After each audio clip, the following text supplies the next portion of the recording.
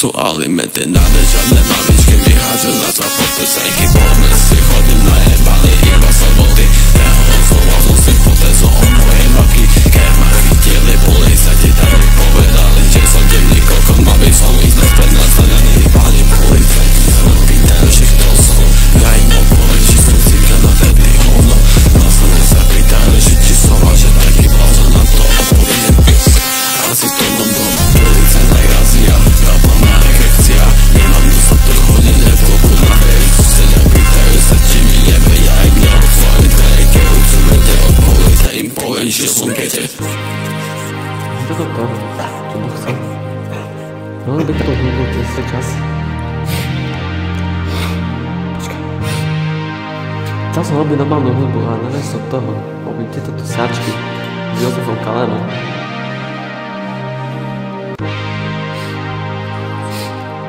Píšem jak dostávam dojít extrémne, ale proste ono to sedí skvelé do toho bytu.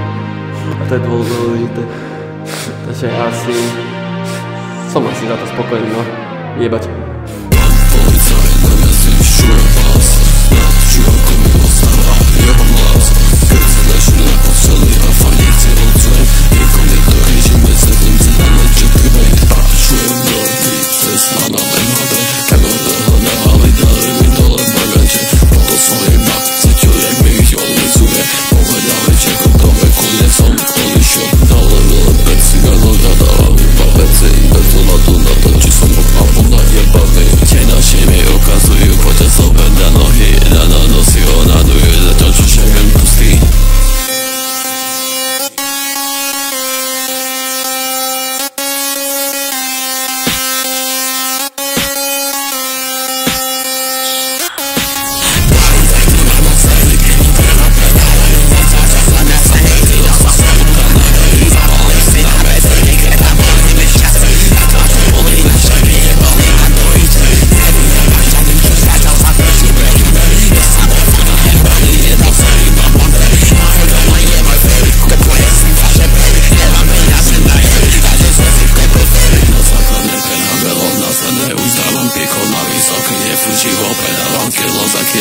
Som sa nedostavil, dožili som na fentanyl. Ďakujem pán Božkovi, že ma SBS-ka nezabil.